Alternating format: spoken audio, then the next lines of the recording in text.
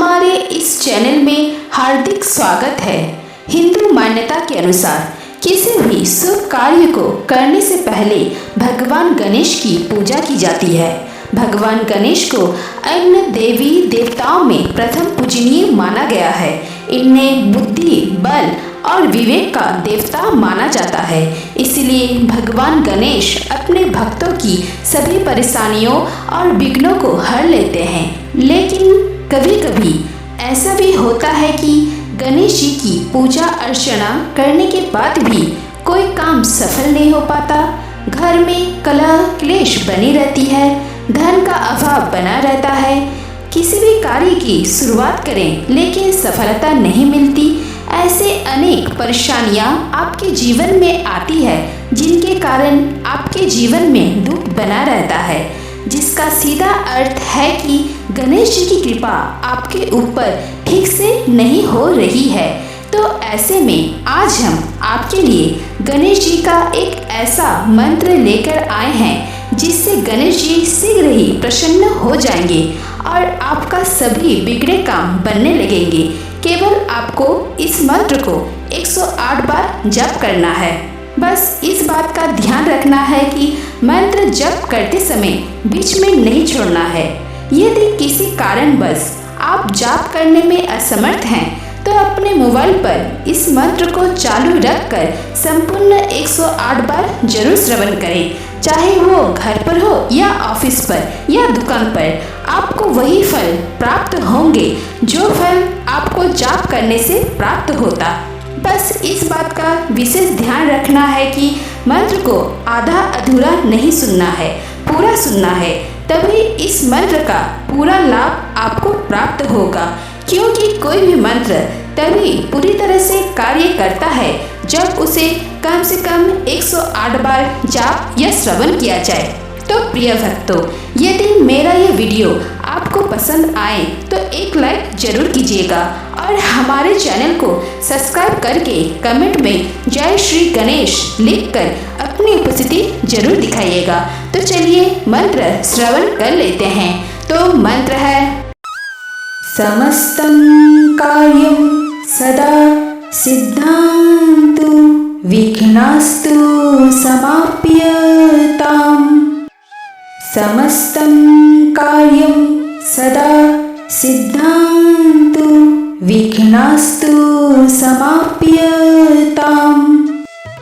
समस्तं कार्यं सदा सिद्धान्तु विघ्नास्तु समाप्यताम्।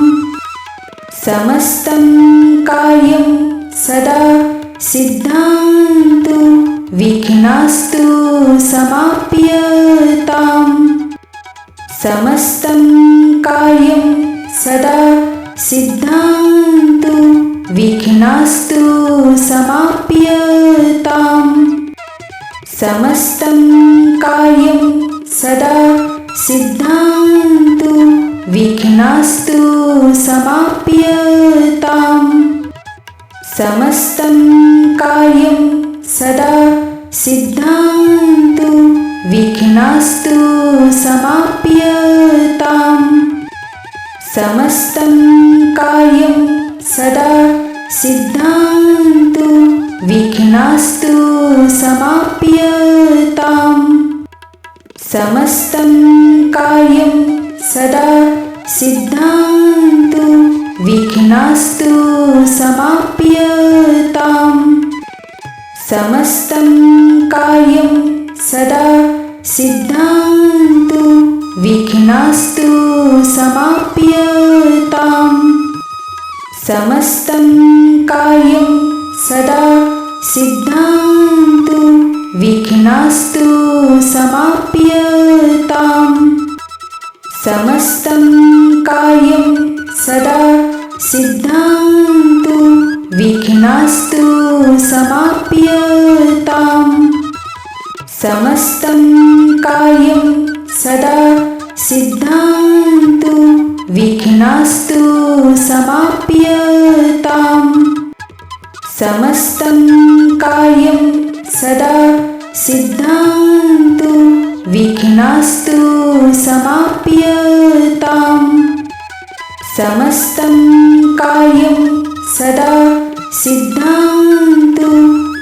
विघ्नास्तु समाप्यताम्। समस्तं कार्यं सदा सिद्ध्यन्तु विघ्नास्तु समाप्यताम्। समस्तं कार्यं सदा सिद्ध्यन्तु विघ्नास्तु समाप्यताम्। समस्तं कार्यं सदा सिद्ध्यन्तु विघ्नास्तु समाप्यताम्। समस्तं कार्यं सदा सिद्ध्यन्तु विघ्नास्तु समाप्यताम्। समस्तं कार्यं सदा सिद्ध्यन्तु विघ्नास्तु समाप्यताम्। समस्तं कार्यं सदा सिद्ध्यन्तु विघ्नास्तु समाप्यताम्। समस्तं कार्यं सदा सिद्ध्यन्तु विघ्नास्तु समाप्यताम्। समस्तं कार्यं सदा सिद्ध्यन्तु विघ्नास्तु समाप्यताम्।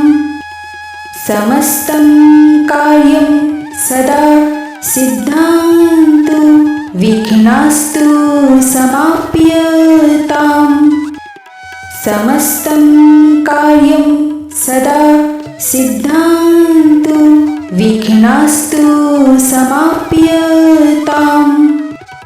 समस्तं कार्यं सदा सिद्ध्यन्तु विघ्नास्तु समाप्यताम्।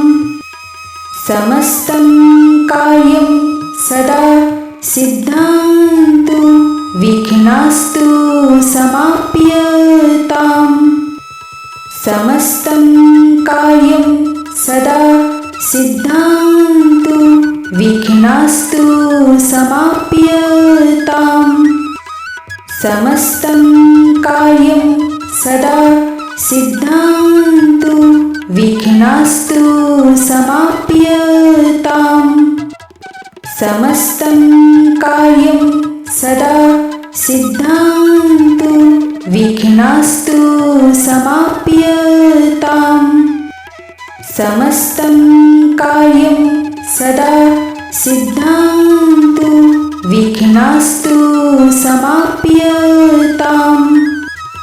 समस्तं कार्यं सदा सिद्ध्यन्तु विघ्नास्तु समाप्यताम्। समस्तं कार्यं सदा सिद्ध्यन्तु विघ्नास्तु समाप्यताम्।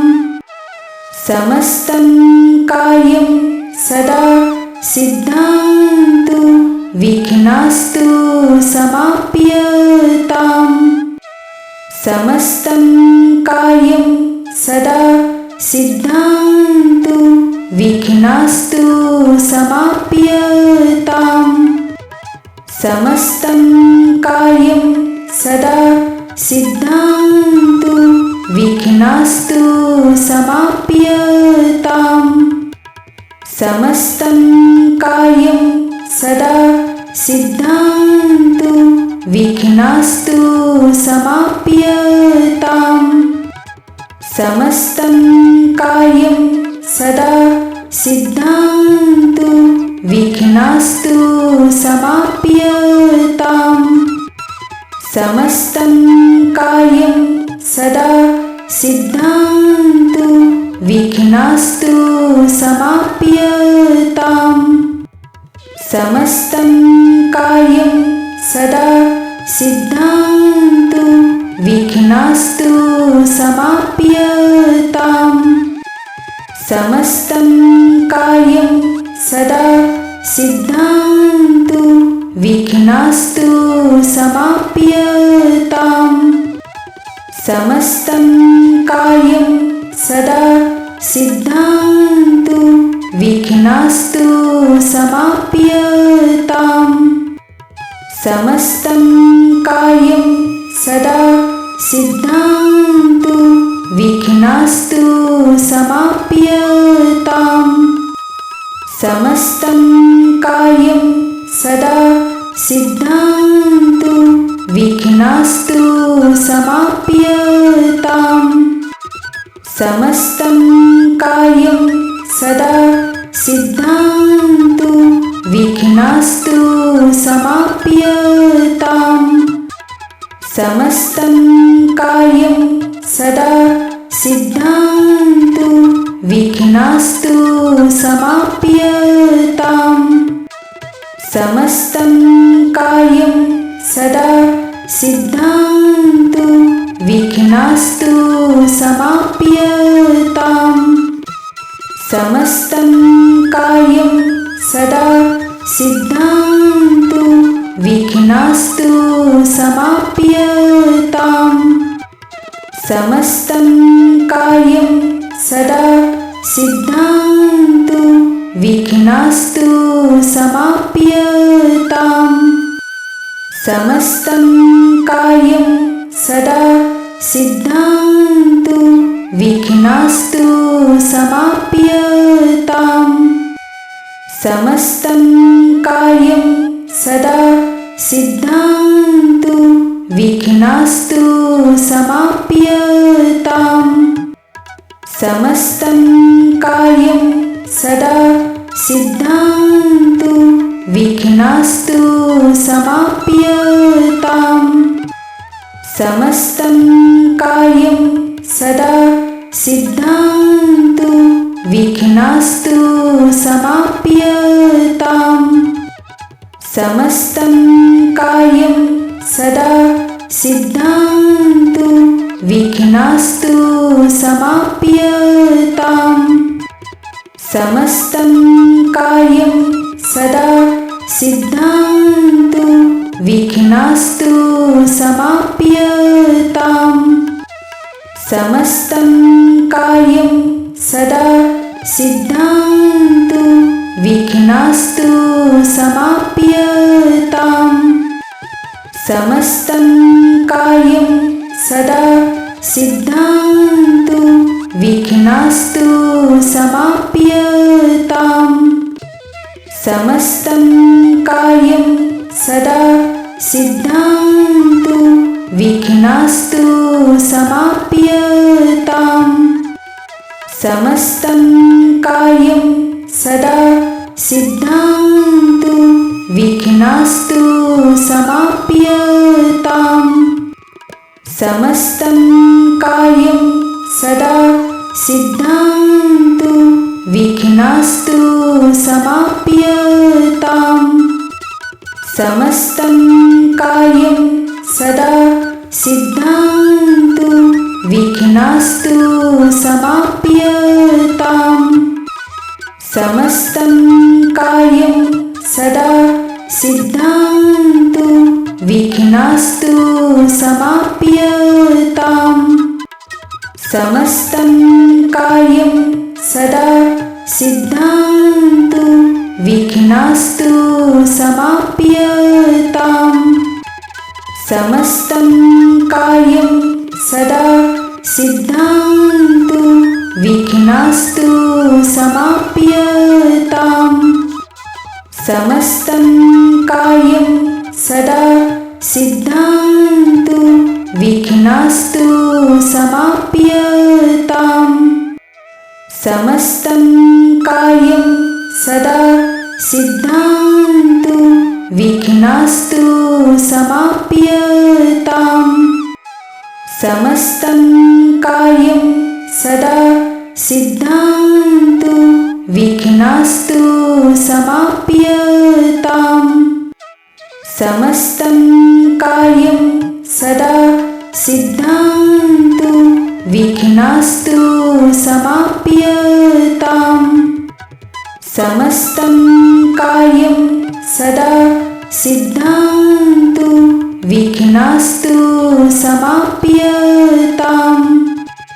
समस्तं कार्यं सदा सिद्धान्तु विघ्नास्तु समाप्यताम्। समस्तं कार्यं सदा सिद्धान्तु विघ्नास्तु समाप्यताम्। समस्तं कार्यं सदा सिद्धान्तु विघ्नास्तु समाप्यताम्। समस्तं कार्यं सदा सिद्धान्तु विघ्नास्तु समाप्यताम्। समस्तं कार्यं सदा सिद्धान्तु विघ्नास्तु समाप्यताम्। समस्तं कार्यं सदा सिद्धान्तु विघ्नास्तु समाप्यताम्। समस्तं कार्यं सदा सिद्धान्तु विघ्नास्तु समाप्यताम्। समस्तं कार्यं सदा सिद्धान्तु विघ्नास्तु समाप्यताम्। समस्तं कार्यं सदा सिद्धान्तु विघ्नास्तु समाप्यताम्। समस्तं कार्यं सदा सिद्धान्तु विघ्नास्तु समाप्यताम्। समस्तं कार्यं सदा सिद्धान्तु विघ्नास्तु समाप्यताम्। समस्तं कार्यं सदा सिद्धान्तु विघ्नास्तु समाप्यताम्। समस्तं कार्यं सदा सिद्धान्तु विघ्नास्तु समाप्यताम्।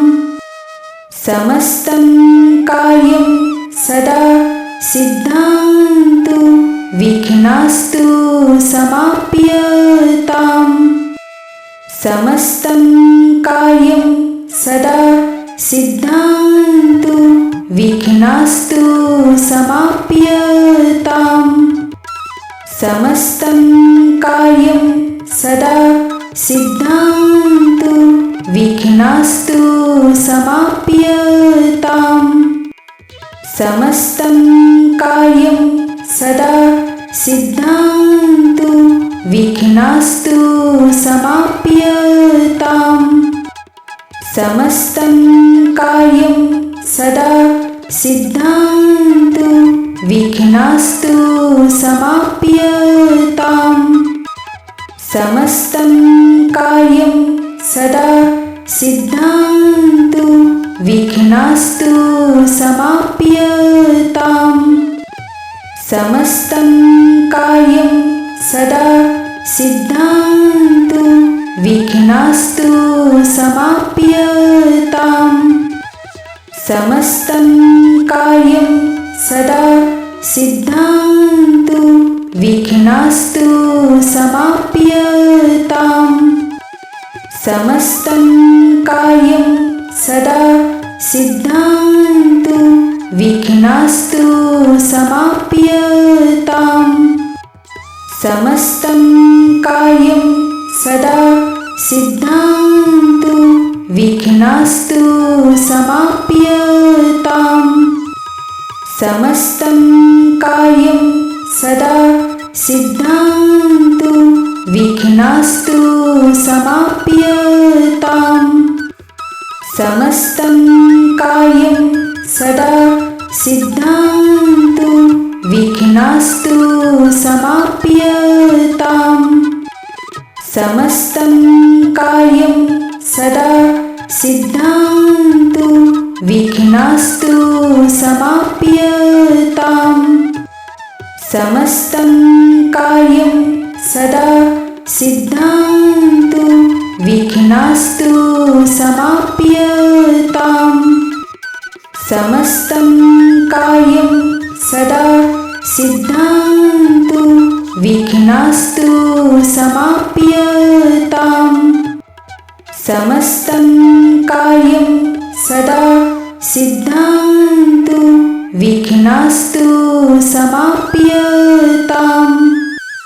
समस्तं कार्यं सदा सिद्धान्तु विघ्नास्तु समाप्यताम्।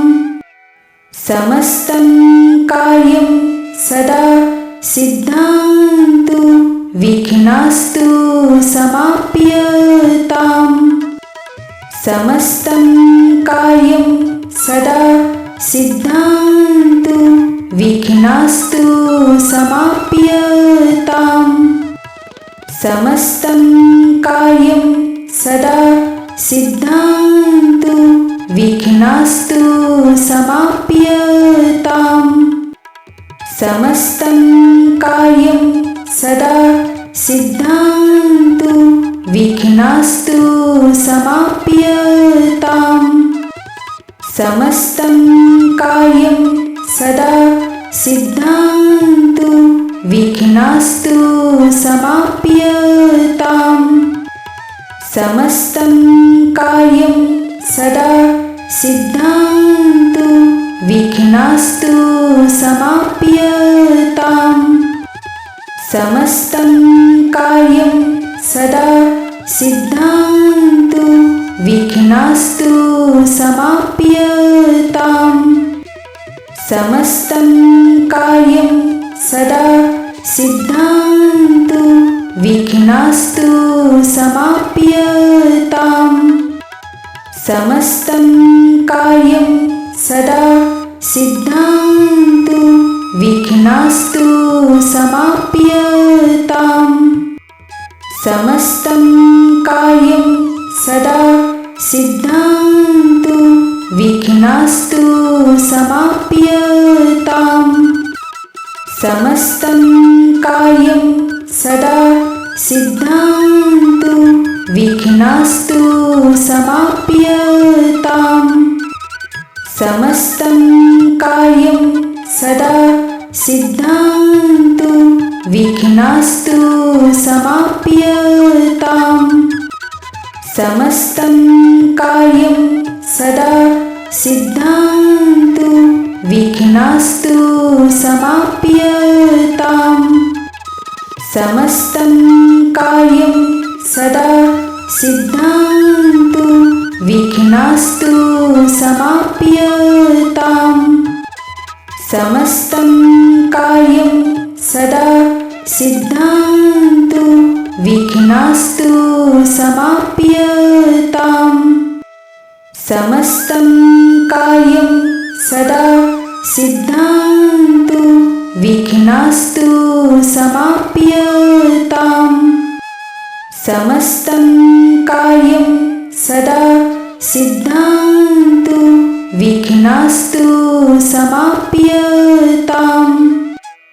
समस्तं कार्यं सदा सिद्धान्तु विघ्नास्तु समाप्यताम्।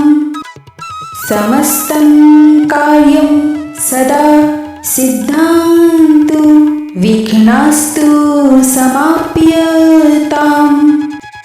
समस्तं कार्यं सदा सिद्धान्तु विघ्नास्तु समाप्यताम्। समस्तं कार्यं सदा सिद्धान्तु विघ्नास्तु समाप्यताम्।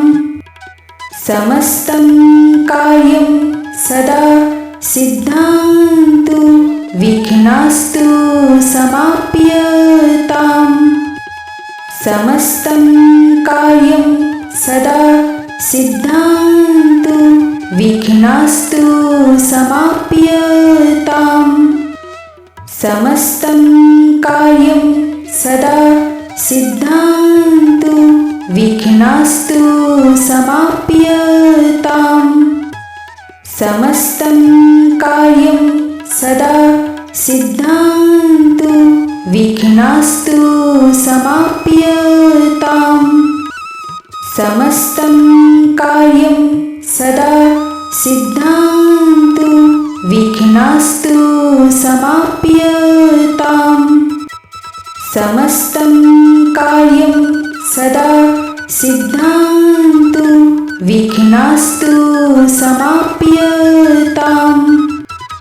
समस्तं कार्यं सदा सिद्धान्तु विघ्नास्तु समाप्यताम्।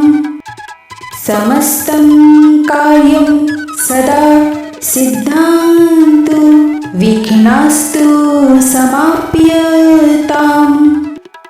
समस्तं कार्यं सदा सिद्धान्तु विघ्नास्तु समाप्यताम्। समस्तं कार्यं सदा सिद्धान्तु विघ्नास्तु समाप्यताम्। समस्तं कार्यं सदा सिद्धान्तु विघ्नास्तु समाप्यताम्। समस्तं कार्यं सदा सिद्धान्तु विघ्नास्तु समाप्यताम्।